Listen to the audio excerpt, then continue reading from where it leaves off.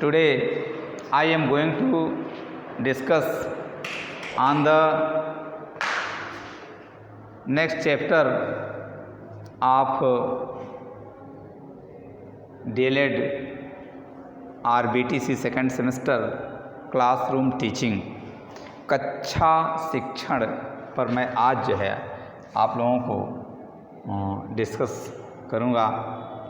तो जैसा कि आप लोग देख रहे हैं, मतलब आप लोगों ने थियोरेटिकल सैद्धांतिक पहलू के अंतर्गत आप लोगों ने देखा, उसमें जो रिलेटेड चैप्टर थे उसके अंतर्गत जो चैप्टर आते थे उस पर मैंने क्या कहते हैं राइटिंग लैंग्वेज गेम्स तक मैंने बहस किया, मैंने उस पर चर्चा किया, आप लोग उसको सीख गए होंगे। तो उसी के संदर्भ में जो है हम आज क्लासरूम टीचिंग पर डिस्कस करेंगे। क्लासरूम टीचिंग से लर्नर्स को, स्टूडेंट्स को क्या सीख मिलती है, उससे क्या उससे फ़ायदे होते हैं, उसका क्या उसके ऊपर प्रभाव पड़ता है, उसके मतलब स्टडी पीरियड में, उसके अध्ययन काल में उससे क्या उसको लाभ होते हैं, उससे क्या हानियाँ होती हैं, आज उस पर हम थोड़ा सा चर्चा कर रहे हैं। तो क्लासरूम टीचिंग के अंतर्गत जो पहला चैप्टर आता है या जो पहला कॉन्सेप्ट है वो है English in our daily use. It is the first concept of classroom teaching. मतलब कि क्लासरूम टीचिंग का जो पहला कॉन्सेप्ट है उसके अंतर्गत है English in our daily lives. मतलब हमारे दैनिक जीवन में अंग्रेजी का प्रयोग या अंग्रेजी का हमारे दैनिक जीवन में प्रयोग या अंग्रेजी का हमारे दिनचर्या में प्रयोग। मतलब कि हम अंग्रेजी को किस प्रकार से या अंग्रेजी जो है हमारे दैनिक जीवन में या प्रतिदिन के जीवन में किस प्रकार से क्या कहते हैं कि प्रवेश करती है, किस प्रकार से प्रवेश की है, जिसका हम उपयोग करते हैं, जिसका हम प्रयोग करते हैं, जिसको हम सीखते हैं। तो ठीक उसी के मतलब संदर्भ में थोड़ा सा हमने जो है डिस्क्रिप्शन किया है, इस पर हम चर्चा करते हैं। आप इसको थोड़ा सा समझिए, ध्यान दीजिए। पहला जो कॉन्सेप्ट था English in our daily lives, तो उसमें हम देखते हैं कि ये जो मतलब कि कॉन्सेप्ट है, यह जो एक्सप्रेशंस है उसको आप थोड़ा सा समझिए। English is spoken all over the world. मतलब कि अब जब ये पहली बात आती है कि अंग्रेजी पूरे संसार में बोली जाती है, जब पूरे संसार में बोली जाती है तो ये एक क्या कहते हैं कि साधारण भाषा के रूप में इसका जो जनरल कॉन्सेप्ट है, इसकी जो जनरल स्पीकिंग है, वो सभी लोग इसका हमारे हिसाब से प्रतिदिन प्रयोग करते हैं। They do not know about the meaning of that those words which words are being used by the students or by the people in daily lives. So it is commonly used in the lives of the people। मतलब ये लोगों के जीवन में general concept के रूप में generally मतलब साधारण तौर पर, आम तौर पर प्रयोग की जाती है। जैसा कि यहाँ लिखा है कि English is spoken all over the world. English जो है वो पूरे संसार में बोली जाती है। अब ये थोड़ा सा देखिए, बट इन इंडिया, लेकिन अब हम अपने देश की बात करते हैं, भारत की बात करते हैं, तो इसमें लिखा गया है it is spoken widely because. मतलब ये भी क्या कहते हैं चारों तरफ, वाइडली मतलब चतुर्मुखी, मतलब चारों तरफ से इसको भी इंडिया में बोला जाता है। मतलब भारत में भी इसको प्रयोग किया जाता है, इसको बोला जाता है, इसको अमल में लिया जाता है। वो क्यों? यहाँ लिखा है India has under the domination of British empire. ये बताया जाता है क्योंकि इंडिया में, भारत में ब्रिटिश साम्राज्य स्थापित हुआ था। ब्रिटिश साम्राज्य एक समय कायम था, जिसके समय से ही अंग्रेजी जो है भारत में प्रवेश की। मतलब कि जो अंग्रेजी भाषा है, जो अंग्रेजी कॉन्सेप्ट है, वो ये यहाँ पर जब ब्रिटिश साम्राज्य स्थापित था उसी समय से अंग्रेजी का कॉन्सेप्ट आया और उसी समय से अंग्रेजी यहाँ पर बोली जाती है। So it means the word English, it is an adjective, so it is spoken all over the world. So particularly in India or particularly in our country, it is spoken from that time when our country was under the domination of the British Empire। मतलब कि जब हमारा देश British साम्राज्य के अंतर्गत British साम्राज्य के अंतर्गत था, उसी समय से हमारे देश में अंग्रेजी का कॉन्सेप्ट आया और अंग्रेजी जो है उसी समय से बोली जाती है। So before 1947 English people ruled over our country and they wanted that a section of people should use English. अब यहाँ पर ये लिखा गया है, India has been under the domination of British empire before 1947, 1947 के पहले की बात करते हैं। इंग्लिश पीपल रूल्ड, मतलब कि जब यहाँ पर अंग्रेज लोग आए और हमारे देश पर शासन किए, ruled over our country and they wanted that, और वे चाहते थे कि कौन, the rulers of our country, a section of people, मतलब कुछ लोगों का जो सेक्शन है, कुछ लोगों का जो समूह है, कुछ लोगों का जो वर्ग है, शुड यूज इंग्लिश, मतलब कि अंग्रेजी का प्रयोग उनको करना चाहिए। वो कौन से लोग, English has been official language at that time, मतलब उन्होंने ये बताया कि कुछ वर्गों के बीच में अंग्रेजी का प्रयोग होना चाहिए। The particular people should use English, मतलब कि अंग्रेजी को कुछ विशेष लोगों को प्रयोग करना चाहिए, जबकि ये बताया जाता है कि English has been official language at that time. आज के दौर पर, एट प्रेजेंट टाइम, यदि आज के दौर पर हम देखते हैं तो English has been an easy language by speaking and using. So many people do not like to speak, do not like to use Hindi and the concept of Hindi and the meaning of Hindi. So they have been familiar the languages, the words of English. So they are using more and more English language in our daily lives. प्रायः यह देखा जाता है कि हमारे दैनिक जीवन के उपयोग में, दैनिक जीवन में अंग्रेजी को बहुत ही सरल शब्दों के साथ, मतलब कि अंग्रेजी को बहुत ही सरल कॉन्सेप्ट के साथ प्रायः दफ्तर से लेकर के हमारे आप के चारों तरफ इर्द गिर्द इसका प्रयोग किया जाता है। हिंदी से लोग थोड़ा धीरे धीरे जो है अवॉइड होना चाहते हैं, हिंदी की तरफ थोड़ा सा जो लोगों का झुकाव था वो उधर नहीं जाते हैं, बल्कि अंग्रेजी का ही प्रयोग करते हैं। अभी हम आप चर्चा करेंगे बीच में कि अंग्रेजी को कैसे कैसे प्रयोग करते हैं, उसका हिंदी क्यों नहीं बोलना चाहते हैं, वो सरल शब्दों में या सरल है या वो जो है आदत में चली गई है, इसका प्रयोग हम करते हैं, देखते हैं। Even after the departure of the English, मतलब कि इवन आफ्टर, ये कहते हैं कि इसके बावजूद द डिपार्चर ऑफ इंग्लिश, मतलब अंग्रेज़ों के जाने के पश्चात, it is use in multinational companies and the department of central government, मतलब जब अंग्रेज चले गए, क्या कहते हैं कि main concept of the language English, main concept of the rulers who have departed from our country, so the effect of that language, effect of that language has been provided by the British Empire in our country, अपने देश में British empire, मतलब जो British साम्राज्य जो स्थापित था, उसके बाद उन लोगों के जाने के बाद अंग्रेजी को जो है उन लोगों ने अंग्रेजी को लोग छोड़ के चले गए। और क्या हुआ, it is use in multinational companies, ये बहुउद्देशीय जो कंपनियां हैं, जो बहुउद्देशीय कंपनियां हैं उसमें प्रायः अंग्रेजी बोली जाती है। And the department of central government, और केंद्रीय सरकार जो होती है, उसके केंद्रीय सरकार के जो विभाग होते हैं, जो डिपार्टमेंट होते हैं, उसमें प्रायः अंग्रेजी का प्रयोग किया जाता है।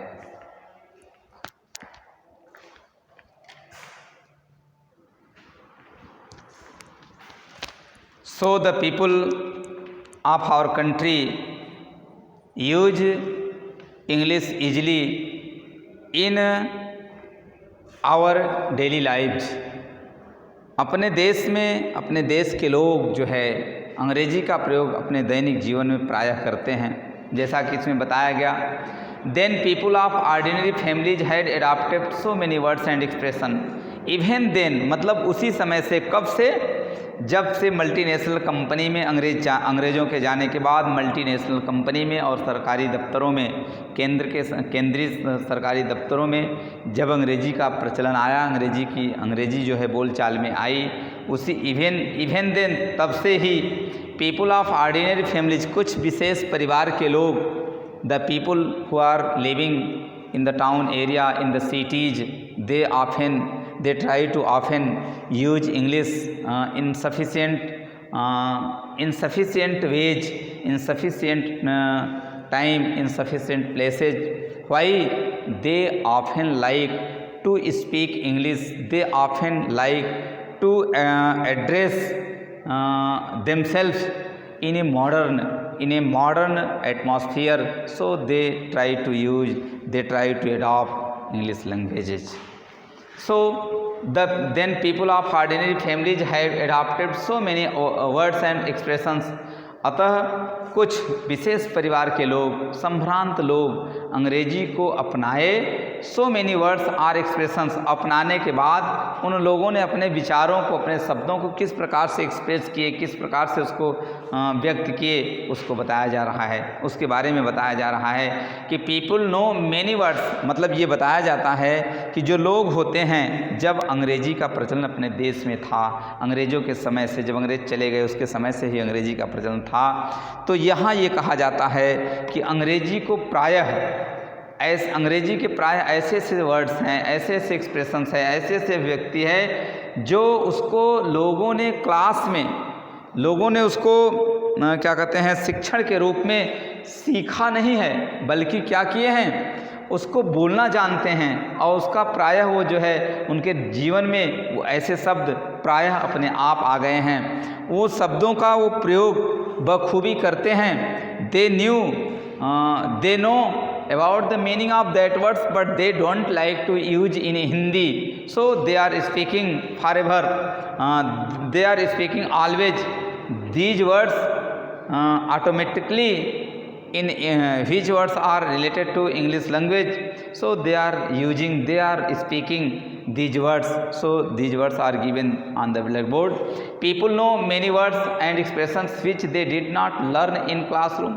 जैसे बताया गया कि अंग्रेज़ों के समय से, जब हमारे देश में अंग्रेज़ों का साम्राज्य स्थापित था, उसी समय से उनकी लैंग्वेज को हम लोगों ने सीखा, और उसको which they did not learn in English, उसको ये बताया जाता है कि ये शब्द जो हैं, वो अभिव्यक्ति जो हैं, वो क्लासरूम में नहीं सीखी गई। मतलब वो कक्षा में ऐसे शब्दों का प्रयोग नहीं किया गया, उसको कहाँ प्रयोग किया गया?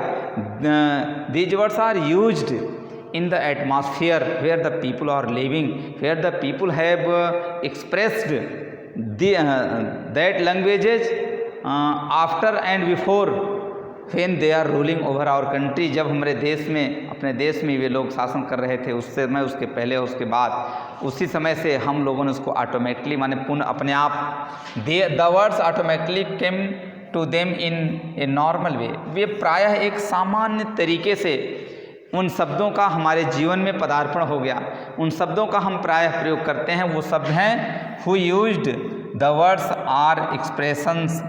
हम उन शब्दों को, हु यूज्ड, जो उन शब्दों को प्रायः प्रयोग करते हैं, वे शब्द क्या क्या हैं? वो है ऑटो है, बाइक है, प्लेट है, स्कूल है, अंकल है, कूपन है, ट्रेन है। प्रायः इन शब्दों का प्रयोग हम करते हैं, जो शब्द जो है वो क्लासरूम में हमने नहीं सीखा है। इसको, इन शब्दों को मैंने जो है क्लासरूम में नहीं सीखा है कि ये शब्द जो है कहाँ से आए हैं, क्लासरूम में सिखाया गया है, बल्कि ये शब्द कहाँ से आए हैं? ये शब्द हमारे बीच में प्रयोग किए जाते थे। अंग्रेज़ों के, मतलब कि जो यहाँ पर ब्रिटिश साम्राज्य स्थापित था, ब्रिटिश सम्राट लोग जो यहाँ पर रहते थे, उनके माहौल से हमने अंग्रेजी को सीखा है। तो इस प्रकार से क्लासरूम टीचिंग के अंतर्गत English in our daily life, मतलब कि अंग्रेजी का हमारे दैनिक जीवन में प्रयोग, हमारे दैनिक जीवन में, हमारे दैनिक जीवन के इर्द गिर्द में उसका प्रयोग है। तो उसी के कॉन्सेप्ट में जो पहला कॉन्सेप्ट आया था क्लासरूम टीचिंग के अंतर्गत, वो था इंग्लिश इन आवर डेली, और उसमें ये जो है एक्सप्रेशंस, ये जो है details, the summary and the detail about the speaking of English, about the using of English has been given on the blackboard. So the students should write down the major points, or write down the great points which are related to the use and speaking of English. So it is said that some words which are automatically used by us in the society, in the family, in the office, so these words have not learned in the classroom teaching. ऐसे शब्दों का प्रयोग classroom teaching में नहीं किया गया है, मतलब क्लासरूम टीचिंग से नहीं लिया गया है. So we used and take these words from the some resourcement which has been used by daily in our lives. So we we oftenly see the televisions. So the speaker who is speaking in the televisions to address or to express the news or any kind of incidents. So these words which are related, which are being spoken in the television, they are oftenly English words. So television, it is very simple words, it can be understood by the student easily why it is written television. If you are speaking, if you are saying it is Doordarshan, so some students or some peoples or some people of your country will not take up the words of television. So it is daily use in our life. ये हमारे दैनिक जीवन में रोज़ प्रयोग होता है television. So the people of the country, the people of our country are using televisions. So the computer, do you know about the computer? It is an English word, computer. So it is very famous by knowing, it is very famous by speaking, it is very famous by using computer. Not in Hindi meaning of computer as television, magazines, newspaper. They are the aids, they are the means by using English words, by using English words and by speaking English words, by expressing English words from these means, from these रिसोर्समेंट, मतलब इन संसाधनों के साथ हम जो है अंग्रेजी का प्रयोग अपने जीवन में करते हैं. इसके माध्यम से जैसे हम टेलीविज़न देखते हैं तो टेलीविज़न में कुछ ऐसे शब्दों का मतलब कि वाक्यों का जो है वो समावेश रहता है. तो कुछ ऐसे वाक्य होते हैं जिसको जो स्पीकर है, जो इसमें जो न्यूज़ टेलर मतलब कि न्यूज़ स्पीकर है, न्यूज़ को बोलने वाला है, वो हमेशा जो है उन शब्दों को ताकि जो श्रोता हैं, ऑडियंस, उसको आराम से समझ लें, इसलिए टेलीविज़न में जो है ऐसे शब्दों का प्रयोग करता है जो रोते तो हैं अंग्रेजी में लेकिन उनको जानने में बड़ी आसानी होती है. इसी प्रकार से मैगजीन भी हमारा माध्यम है. जैसे जो हमारे जीवन में, जो हमारे दैनिक जीवन में जिनके माध्यम से हम अंग्रेजी का प्रयोग प्रायः करते हैं वह एक माध्यम मैगजीन्स भी है. इस प्रकार से जो मैगजीन है उसके माध्यम से उसमें दिए गए शब्दों का भी हम प्रयोग करते हैं, वो भी हमारे दैनिक जीवन में ही प्रवेश करता है.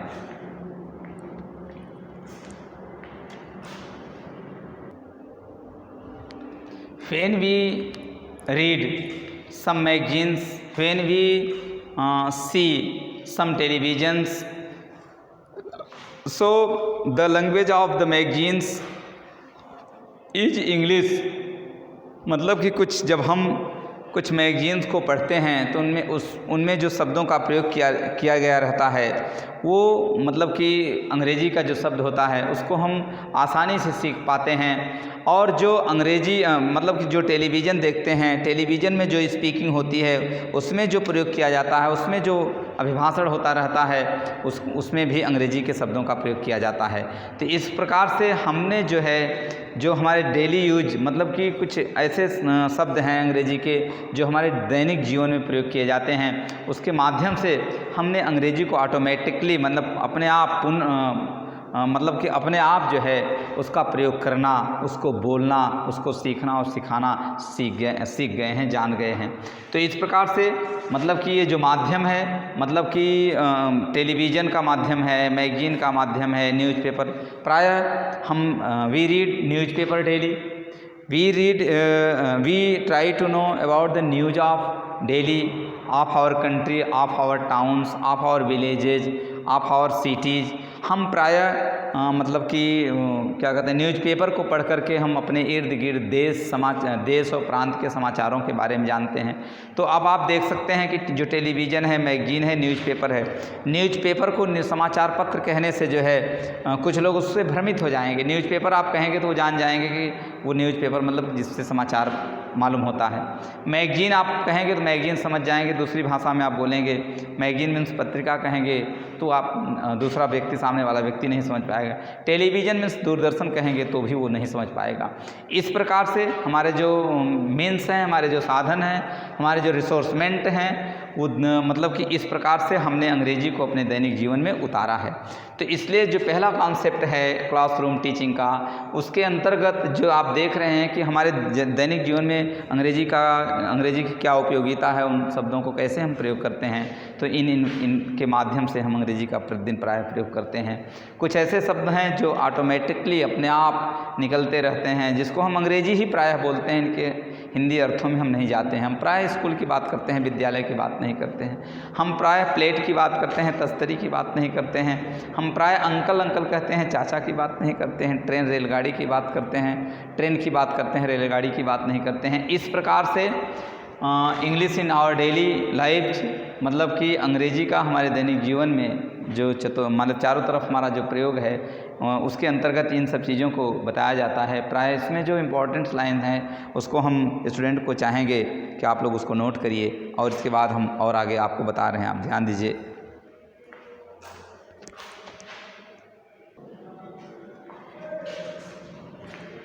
So, the daily use of English in our lives under some general greetings. The first concept of daily use of English is some general concept. मतलब मैंने आपको जो English in our daily life है, अंग्रेजी जो हमारे दैनिक जीवन में है, उसके अंतर्गत वो हमारे दैनिक जीवन में क्यों है, कैसे है, उसका जो कॉन्सेप्ट है, उसका जो बिंदु है, उसको मैंने यहाँ लिखा है, एक्सप्लेन किया है। आप उसको देख सकते हैं कि जनरल जो डेली यूज है अंग्रेजी का, वो कैसे कैसे हम उसको प्रयोग करते हैं। तो इसमें जो पहला बिंदु है, दूसरा बिंदु और तीसरा बिंदु, इसको आप देखिए। सम जनरल ग्रीटिंग्स, हम जो है दैनिक जीवन में, हमारे दिनचर्याओं में, डेली यूज में जो अंग्रेजी का प्रयोग है, which is related to giving, which is related to sending a present are greetings to our friends, relatives, family members, etc. So if we use general greetings to the member of family, to the relatives family, to the friends, to our blood relatives, so we send oftenly a greeting, a present, a gift. So if we are sending the gift, if we are sending the greetings, so we use English words, English expressions in our lives. प्रायः जब हम जो है कुछ उपहारों को भेजना, कुछ उपहारों को उपहारित करना अपने मित्रों को, रिश्तेदारों को, नातेदारों को करते हैं, तो वो जो है सम जनरल ग्रीटिंग्स के अंतर्गत आता है। और वो सम जनरल ग्रीटिंग्स जो है वो हमारे दैनिक जीवन में हमेशा आता रहता है। इस प्रकार से हमारे जो दैनिक जीवन में अंग्रेजी का जो महत्व है, हमारे दैनिक जीवन में जो अंग्रेजी का प्रयोग है, वो उसका एक ये भी माध्यम है कि हम जब उपहार देने लगते हैं, ग्रीटिंग करने लगते हैं, तो वो भी हमारे दैनिक जीवन में अंग्रेजी को लर्न करता है, अंग्रेजी को सीखता है। दूसरा कॉन्सेप्ट है इंट्रोड्यूसिंग इंग्लिश अल्फ़ाबेट। अब हम आते हैं धीरे धीरे टेक्स्ट पर आते हैं। हम धीरे धीरे अब ये जो चीज़ें हैं, आप देखिए, ये तो थोड़ा सा बाहर की भी चीज़ें हैं और क्लास की भी चीज़ें हैं। अब इसके बाद सटीक जो है क्लासरूम की बात करते हैं। अब एक शिक्षक जो है जब किसी अल्फ़ाबेट को इंट्रोड्यूस करने लगता है, किसी अल्फ़ाबेट का जब परिचय देने लगता है, तो वहाँ भी अब अंग्रेजी का प्रारंभ हो जाता है, अंग्रेजी का शुरुआती दौर हो जाता है। तो इस प्रकार से हम जो है सम जनरल ग्रीटिंग्स पर चर्चा करेंगे। इसके बाद इंट्रोड्यूसिंग ऑफ अल्फ़ाबेट, जैसा कि आप जानते हैं ए से लेकर के जेड तक ये जो 26 लेटर्स होते हैं इनको अल्फ़ाबेट कहा जाता है। मतलब अल्फ़ाबेट के माध्यम से भी हमारे मतलब हम अंग्रेजी को सीखते हैं। मतलब अब क्लासरूम टीचिंग का जो कॉन्सेप्ट है, कक्षा शिक्षण का जो कॉन्सेप्ट है वो यहाँ पर अब प्रारंभ होता है।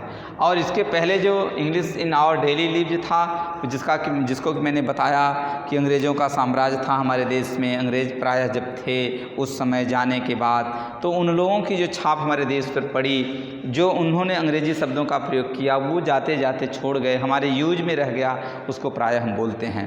तो ये डेली यूज वाला जो है ये प्रायः देखा जाता कि ये कक्षा से रिलेटेड नहीं है, कि इसको जो है प्रायः कक्षा में ही बोला जाता है। अब कक्षा में बोलने जाने वाला कक्षा शिक्षण के अंतर्गत ये प्रायः ये जो कॉन्सेप्ट हैं, ये पहला सम जनरल कॉन्सेप्ट है, ये प्रायः कक्षा शिक्षण मतलब क्लासरूम टीचिंग के अंतर्गत आएगा। इंट्रोड्यूसिंग इंग्लिश अल्फ़ाबेट ए से जेड तक जो परिचय है वो स्टूडेंट के बीच में उनके सामने करना पड़ेगा। और विथ, अब देखिए रिलेवेंट नेम्स मतलब कि अच्छे नाम, मतलब उपयुक्त नाम। अब मतलब कि जब अल्फ़ाबेट आप तैयार कर देंगे, अल्फ़ाबेट जब आप पढ़ा लेंगे तो with relevant name of animals, मतलब उन अल्फ़ाबेट के पेयर्स से, उन अल्फ़ाबेट को मतलब जोड़ने से जो शब्द आएंगे उसमें कुछ एनिमल्स रहेंगे, जानवर, बर्ड्स, चिड़िया रहेगी, फ्लावर्स रहेगा, फ्रूट्स रहेगा, वेजिटेबल्स रहेगा, पौधे रहेंगे, वनस्पतियाँ रहेंगी, इनका भी हम प्रयोग करवाएंगे स्टूडेंट से, लर्नर्स से। तो प्रायः मतलब कि जो इंट्रोड्यूसिंग इंग्लिश अल्फ़ाबेट है, जो अल्फ़ाबेट का जो परिचय है उसके अंतर्गत ये भी आएंगे, क्योंकि जब अल्फ़ाबेट वो जानेगा तो इनको भी बनाना सीखेगा। तो उपयुक्त शब्दों के मतलब शब्दों का भी आप प्रयोग करवाएंगे, उपयुक्त शब्दों को भी आप उसी के अल्फ़ाबेट्स के माध्यम से जोड़ करके लिखेंगे। So in the third point numbers name, मतलब कि गिनती का भी नाम। अब क्लासरूम टीचिंग का कॉन्सेप्ट यहाँ से प्रारंभ होता है। तो वो पहला जो है सम जनरल ग्रीटिंग्स है, इंट्रोडक्शन है, नंबर्स नेम है। अब जो सम जनरल ग्रीटिंग्स है उसके अंतर्गत जैसे कुछ सामान्य उपहार जो हम आप करते हैं वो कब करते हैं उसका कॉन्सेप्ट यहाँ है। अभी इसके बाद मतलब ये आप थोड़ा सा इंट्रोड्यूस हो जाता है, इसके बाद हम इसको थोड़ा सा मतलब त्योहारों का नाम बताएंगे, उस पर कैसे आप क्या कहते हैं ग्रीटिंग्स कैसे भेजते हैं, कैसे आप उनको थैंक यू कहते हैं, कैसे आप हैप्पी कहते हैं, इसको हम लिख करके भी आपको समझाएंगे। तो आप देखते रहिए।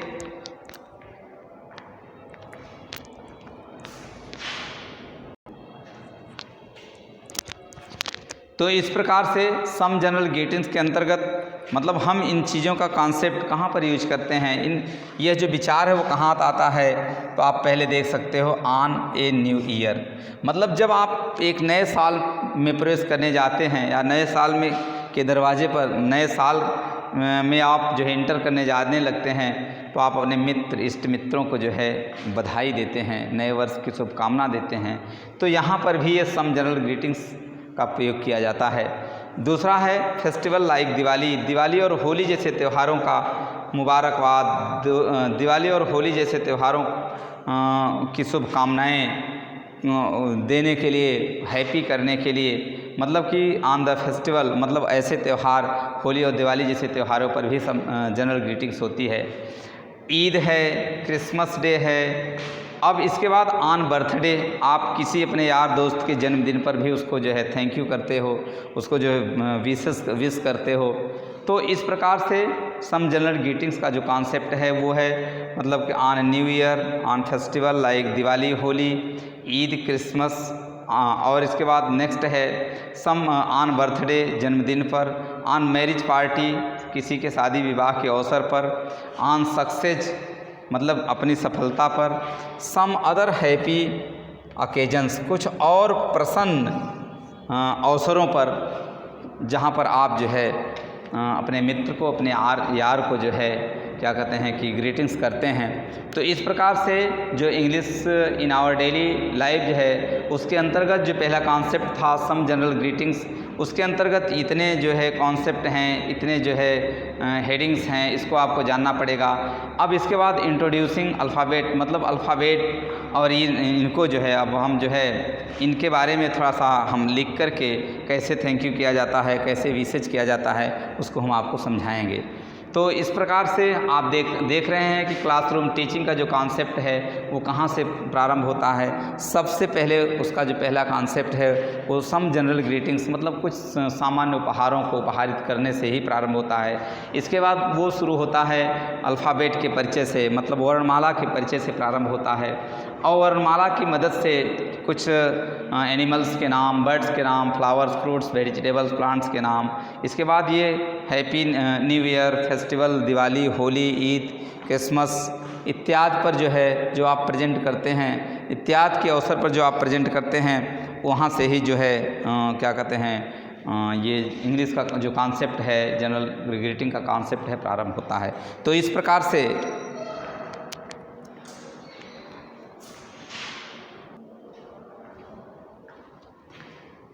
प्रकार से हमने आज जो है आपको क्लासरूम टीचिंग के अंतर्गत जो है उसका जो पहला जनरल कॉन्सेप्ट था उसको मैंने आपको बताया, और उसके अंतर्गत किन किन चैप्टर्स को आप जो है डिटेल करेंगे, किन किन चैप्टर्स को आप एक्सप्लेन करना चाहेंगे, मतलब उसको मैं जो है नेक्स्ट वीडियो में एक्सप्लेन करूँगा।